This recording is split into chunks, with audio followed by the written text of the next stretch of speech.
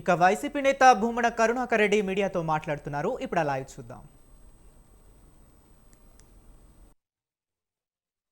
సంస్థలన్నీ జగన్మోహన్ రెడ్డి హయాంలో జరిగినటువంటి దారుణం ఇది అని చెప్తున్నారే గాని చంద్రబాబు హయాంలో ఇప్పుడు జరుగుతున్నటువంటి ఈ అత్యంత ఘోరము, ఇది అత్యంత పెద్ద స్కాము, వీటిని గురించి ఒక్కరు కూడా మాట్లాడటం లేదు.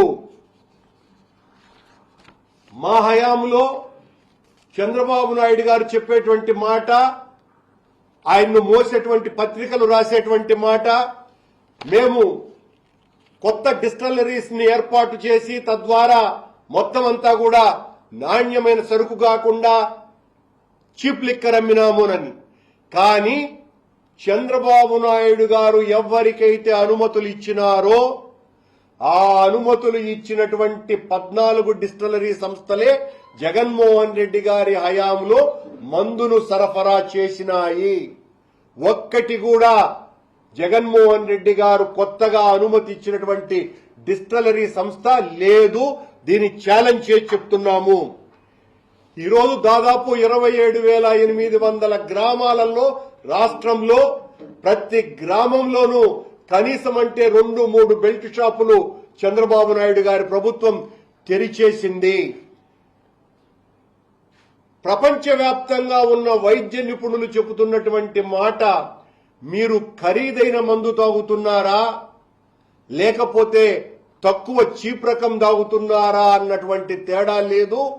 ఏ మందు తాగినా ఆరోగ్యానికి హానికరమే అని ప్రపంచంలో ఉండేటువంటి వైద్యులంతా ఘోషిస్తుంటే చంద్రబాబు నాయుడు గారు నేను నాణ్యమైన మందిస్తా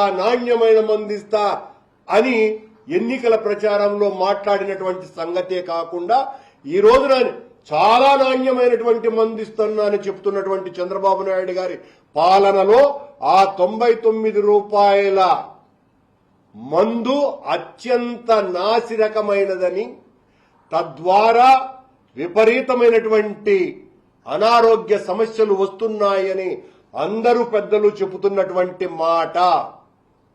చంద్రబాబు గారు మద్యాన్ని ఆపాలనేటువంటి ప్రయత్నం కాకుండా మేము నాణ్యమైన మందిస్తా అని మాట్లాడుతున్నారు. అదే జగన్మోహన్ రెడ్డి గారు ఈ మద్యం అన్నది ఒక సామాజిక దురాచారము, దీన్ని అరికట్టాలా, ప్రజల ఆరోగ్యాన్ని కాపాడాలా, ప్రజల ఆరోగ్యం కంటే మించింది మరొకటి లేదు. అందుకోసమని ఆ రోజున 4,800 పైచిలకు చంద్రబాబు వారి హయాంలో ఉన్నటువంటి బ్రాందీ షాపులన్నింటినీ కూడా ఎత్తివేసి 2,900 షాపులకు కుదించటమే కాకుండా మద్యం రేట్లను పెంచటం ద్వారా ప్రజలకు మందును దూరం చేయాలా అన్నటువంటి ప్రయత్నం చేసి తద్వారా పెంచినటువంటి ధరల ద్వారా ప్రభుత్వ ఖజానా పెరిగింది. చంద్రబాబు గారి హయాంలో మందు ఈ ఆర్థిక సంవత్సరంలోనే విస్కీ బాటిళ్లు, బ్రాందీ బాటిళ్లు గత సంవత్సరం కంటే అంటే జగన్మోహన్ రెడ్డి గారి హయాం కంటే 25 లక్షల కేసులు ఎక్కువ అమ్ముడుపోయినాయి. బీరు బాటిళ్లు 16 లక్షల కేసులు ఎక్కువ అమ్ముడుపోయినా ప్రభుత్వ ఆదాయం పడిపోయింది. చంద్రబాబు గారు ఆయన పాలకులు ఈ ప్రైవేటు యజమానులైనటువంటి తెలుగుదేశం పార్టీ వాళ్లకు ఆదాయం కొన్ని 100,000 రెట్లు పెరిగింది. వేలాది కోట్ల రూపాయలు వీళ్ల జోబుల్లోకి వెళుతున్నాయి.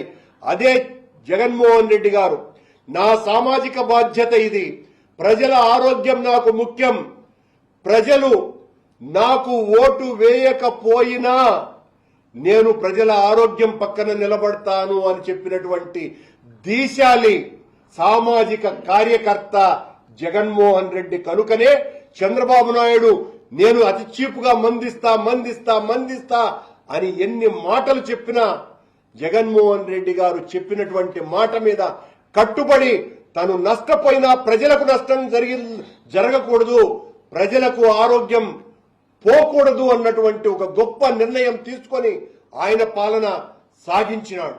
ఆ రోజున చంద్రబాబు చెప్పేటువంటి ఏదైతే ఆ బ్రాండెడ్ వాళ్లకు